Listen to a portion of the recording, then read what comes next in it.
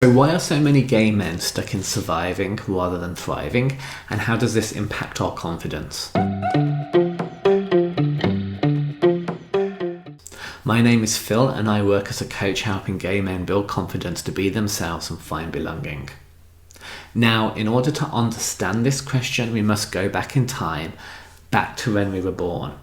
Imagine when we are born, we're born with all of our glory and all of our gold, all of the things that make us great and all of the things that make us amazing and unique, they are there. All that we are, that astounding potential shines out with no repression or worries or judgment. There's no one to bully us or tell us that we're wrong. There's no judgment or worry that we could ever be wrong. There's no signals or signs that we're different from other people. We're born accepting everything we are as our birthright. But then we start to hide this light. Firstly, as babies and young children, we are utterly dependent on our parents. We want to maximize their love, so when we act in a way that displeases them or is wrong, we learn to hide that. We repress it.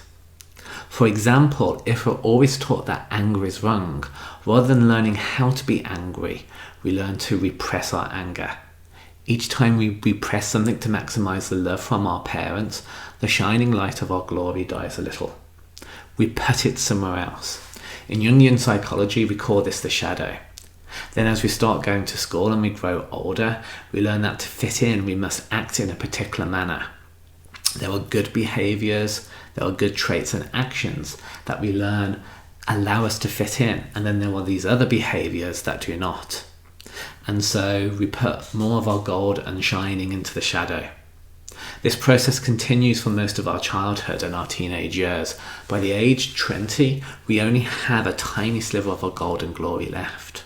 From being born with all of unique gifts and the things that make us special, we only have the smallest of shinings left. Now, as gay men, we learn that an inherent part of our identity is wrong. As we grow older, we realize that we are different from others in some ways. We might not understand this as being gay yet, but we do understand we're different. This is something our family often understands, and so we repress even more of ourselves into the shadow. So an easy example of this is we might learn that effeminate behaviour of any sort is not welcome either by our friends, our parents, or the school environment. And this is true of any part of ourselves that might be perceived as not right for a boy. And so we learn to repress all of this. But we also know, even if this is not conscious at the time, that it's not the behaviour that is unwelcome, but a part of who we are. We might learn this because we are directly told and punished, but we also learn this in the body language of those around us. Perhaps it's a tiny shake of the head, a look of puzzlement as if something is not right, or how those around us make fun of our mannerisms in some way, or bullying. For me, it was often my voice. But we learn over time that a part of ourselves is not welcome. It is no longer that so many of us struggle with confidence. Now, we often feel this as shame. Everyone can feel shame. For example, as a child, being told not to stick your fingers in a plug socket can be done in a way that causes a brief piece of shame. But it's also done to try and keep you safe. But shame around our sexuality is about a key part of who we are. This is not something we feel for a moment. This is shame that is prolonged over many years. We often feel it everywhere we go without a break. At home, at school, with friends, at work, even while walking the streets. Growing up, I felt this way with my family. I had to be careful about how I acted at home.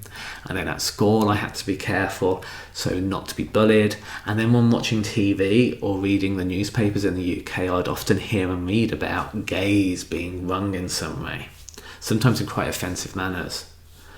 When someone is subjected to such profound, prolonged shame as they're growing up, it dramatically impacts their confidence. But it also goes a layer deeper. When someone is subject to such prolonged shame, the impact of that is potentially to be abandoned by their family and community. So as a gay man, or in this case a gay boy, we try and find ways to fit in. We do this so we're not going to be cut off and abandoned. We do this to try and alleviate and break away from this overwhelming and prolonged feeling of shame. We find a way to fit in, to survive as a gay man. So when we find a way to fit in, we focus on that. For me, it was always learning that people needed help with their computers, and I could be helpful with that so I could be more accepted by my schoolmates. I still remember the experience of feeling needed and wanted because people needed my help. Of course, when people no longer needed my help with the computer, everything returned back to normal, children being children. And so then I needed to find another way to fit in. Another tactic I used was to try and be as perfect as possible so I'd be left alone. Looking back, I can see how futile it was to try and be perfect, because it is impossible. But over 20 years later, I still struggle to be perfect, punishing myself when I fail in some way.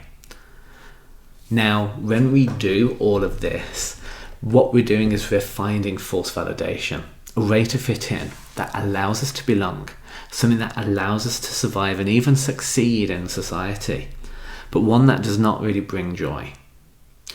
Now, hearing this might create some tension within you. What might you be good at? What allows you to fit in might not be what you truly need. But this is why for some of us, if we go on to the gay scene and feel like we don't belong, it can be devastating, as the one place we hope to belong to does not work for us, creating more shame about ourselves and often anger at the gay scene.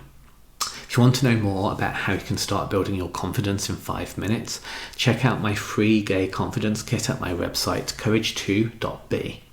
There's a link to that in the description. My guide will start boosting your confidence with clear, simple actions, or check out some of the next videos in my channel about what you can do about this.